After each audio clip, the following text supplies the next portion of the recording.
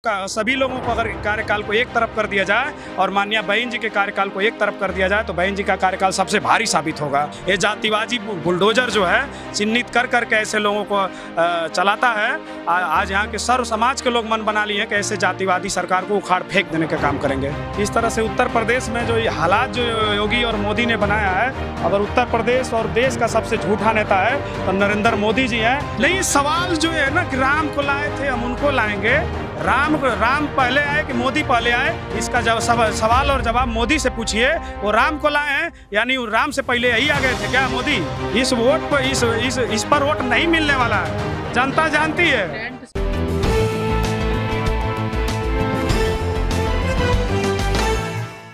क्या कहेंगे आज की जनसभा में जो मायावती ने अपने भाषण के दौरान आश्वस्त किया है लोगों को, उससे कितने सहमत हैं आप? 100% सहमत है और 5वीं बार पूर्ण बहुमत की सरकार बनने जा रही है। इसमें किसी को कोई भी संदेह नहीं रहना चाहिए। अच्छा, सपा भी ये दावा कर रही है कि पूर्वांचल तो हमारा है, अब की बार खाली कर देंगे पूरा पूर्वांचल।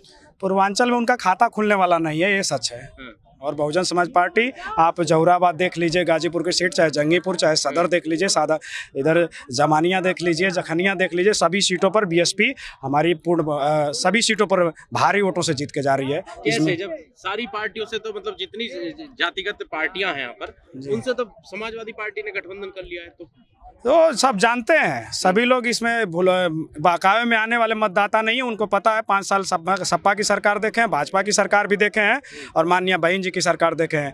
इस सारे लोगों का, सभी लोगों को अगर कार्यकाल को एक तरफ कर दिया जाए और माननीय बहन जी के कार्यकाल को एक तरफ कर दिया जाए तो बहन जी का कार्यकाल सबसे भारी साबित होगा। इसलिए इस बार यहाँ के पूरे सभी लोग, गरीब, आवाम, मजदूर, नौजवान, छात्र, किसान, सभी लोग चाहते हैं कि 5वीं बार बहन जी की सरकार आए।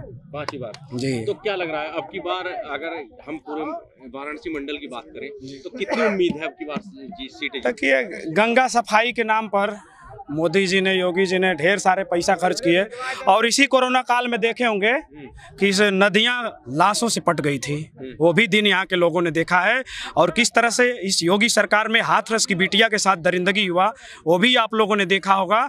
ऑक्सीजन के अभाव में लोग दम तोड़ रहे थे, वो भी आप लोगों ने देखा होगा।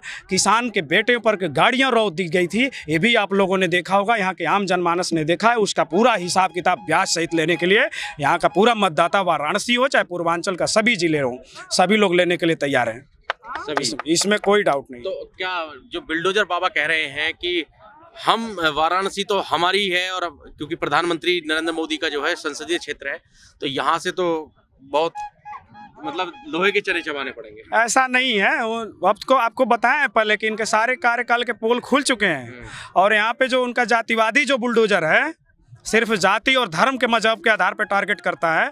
और इसी प्रदेश में ढेर सारे अपराधी हैं सामान्य वर्ग से लोगों, उन पर क्यों नहीं इस तरह का बुलडोजर चलाया जाता है? ये जातिवादी बुलडोजर जो है चिन्हित कर करके ऐसे लोगों को चलाता है।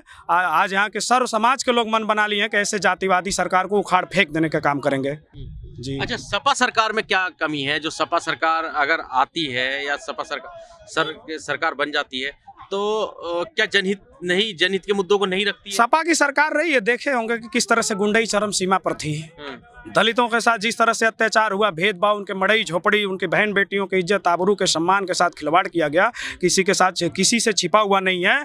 और जिस तरह से प्रमोशन का आरक्षण बिल फाड़ा गया, बहुजन महापुरुषों के जो जिले के नाम बनाए गए थे उनको बदलने का काम किया, चाहे आरक्षण ठेकेदारी का मामला हो।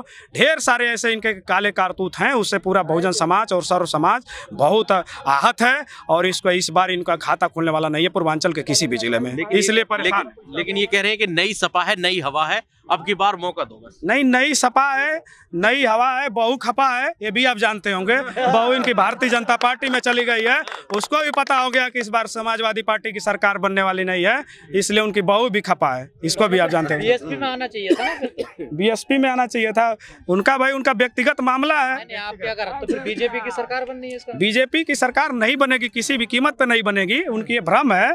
और इस बहुजन समाज पार्टी चूंकि अभी नया अभी राजनेता है, उनको अभी बहुत समझ नहीं है। मुद्दों पे मंदिर हावी हो रहा है? मंदिर हावी नहीं हो रहा है। यहाँ के आम जनमानस आप शिक्षा, स्वास्थ्य, रोजगार, रोटी, कपड़ा और मकान की बात कर रहे हैं। 80-20 की लड़ाई बची है बस अब। 80-20 की लड़ाई नहीं बची है। बहुजन समाज पार्टी 100% की लड़ाई लड़ती है। 20 में है सारे, 80 में वो नहीं 100% की। आप इस डाटा देखिए कि सर्व समाज के लोग इसमें बहुजन समाज पार्टी में टिकट पाए, चाहे सामान्य वर्ग के लोग हो, पिछड़े हो, दलित हो, अल्पसंख्यक हो, सब सर्व समाज का बहन जी ने उनको टिकट वितरण किया है। सर्व समाज की हिस्सेदारी है, ऐसा नहीं है। बहुजन समाज पार्टी, मोदी जी 2 बार सांसद रह गए, या विकास की गंगा बह रही है, लोग उन्हीं को वोट देंगे सब। हाँ, उनके जो इस तरह से उत्तर प्रदेश में जो हालात जो योगी और मोदी ने बनाया है, अगर उत्तर प्रदेश और देश का सबसे झूठा नेता है तो नरेंद्र मोदी जी हैं। और जिस तरह से 15 लाख का देकर उन्होंने वादा किया था, 15 लाख देने का, 2 करोड़ रोजगार देने का, महिलाओं की सुरक्षा की बात देने का करने किया था, वो सारी चीजें उनका पोल खुल गया है। और इस बार इनको उखाड़ फेंकने का काम यहाँ के समाज तो वादे सारे कर रहे हैं। प्रियंका गांधी कह रही स्कूटी देंगे, अखिलेश यादव कह रहे 300 यूनिट फ्री रहेगी। देखिए, यहाँ के लोग यूनिट और 5 किलो गेहूं और राशन पे जाने वाले नहीं है। ये मान्यवर साहब ने कहा था कि मैं ऐसे समाज का निर्माण करना चाहता हूँ कि इतने लोग सक्षम हो जाएं कि 100 रुपया किलो और 2000 की साड़ी खरीदें, और ये 5 रुपया जो 5 किलो चना और 5 किलो जो चावल है, गेहूं है, तेल है, ये रिफाइन है। कौन सक्षम करेगा इनको? जी, कौन सक्षम करेगा ऐसे 2000 की साड़ी खरीद पाएंगे? अरे यहाँ पे लोग, जब माननीय बहन जी की सरकार आएगी, हर घर में माननीय बहन जी ने कहा है कि इस बार इतना रोजगार देंगे, कोई ऐसा घर नहीं होगा जिसमें बहन जी रोजगार नहीं देंगे। जब रोजगार हो जाएगा एक परिवार में तो सारी चीजें वो खरीद सकेंगे। जी, लेकिन हालात ऐसे हैं कि रोजगार कोई सरकार दे नहीं पाएगी। क्यों नहीं दे पाएगी? माननीय बहन जी की कार्यकाल उठाकर देखिए किस तरह से उन्होंने सफाई कर्मी की एक मुश्त भर्ती की, सिपाही की योगी जी भी कह रहे 4 लाख नौकरियां दे दी हैं। हाँ, तो अभी उनकी हालात तो समझ में आ रहा होगा। इलाहाबाद में आपने देखा होगा नौकरी के नाम पर किस तरह से युवा डंडा और लाठी खाने का काम किया था।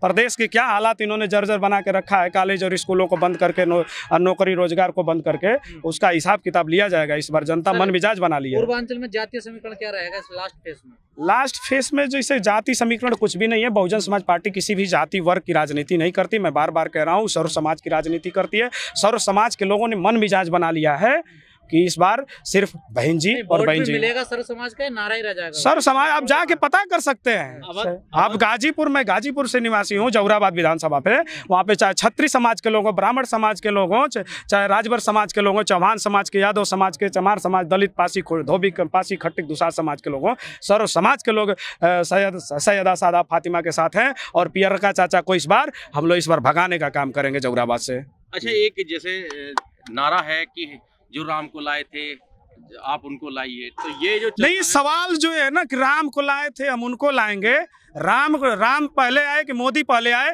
इसका सवाल और जवाब मोदी से पूछिए। वो राम को लाए हैं, यानी राम से पहले यही आ गए थे क्या मोदी?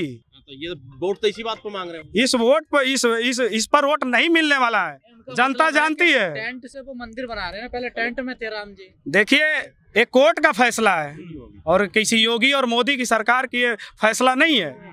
एक कोर्ट का फैसला है और इसका श्रेय कहते हैं कि पहले क्यों नहीं आया फैसला, इसी सरकार में क्यों आया? लंबित मामला चल रहा था और इस सरकार में आया है, इसका पूरा का पूरा श्रेय कोर्ट को जाता है। योगी सरकार, इस पे सभी लोग समझ गए कि कोर्ट का फैसला है, इसका श्रेय योगी और मोदी जी को नहीं जाता है। और जनता यहाँ पे, मैं बार बार कह रहा हूँ, पढ़े लिखे इंसान के लोगों को या सरकार किसी स्टेट को ये काम करने चाहिए, धार्मिक मंदिर के शिलान्यास या उनको उन पे बात करनी चाहिए क्या? नहीं, वो चीज़ें सही है कि जो हर जाति धर्म मजहब के लोग यहाँ पे निवास करते हैं तो सारी चीज़ें हो, लेकिन ये शिक्षा किसी सरकार के काम है कि धार्मिक चीजों को बनाना? सरकारों का इन्वॉल्वमेंट कितना होना चाहिए? सरकार, चूंकि सरकार को बहुत, अगर आवाम की मांग होती है तो ऐसा करे। सरकार सभी की है तो सर्व समाज के हितों में ध्यान में रख के काम करना चाहिए। अगर यहाँ पे मंदिर बने तो यहाँ पे मस्जिद भी बने, गुरुद्वारा भी बने, बौद्ध धर्म के जो मंदिर है वो भी बने, सर्व समाज के मंदिर बने। मुझे मंदिर से कोई एतराज नहीं है।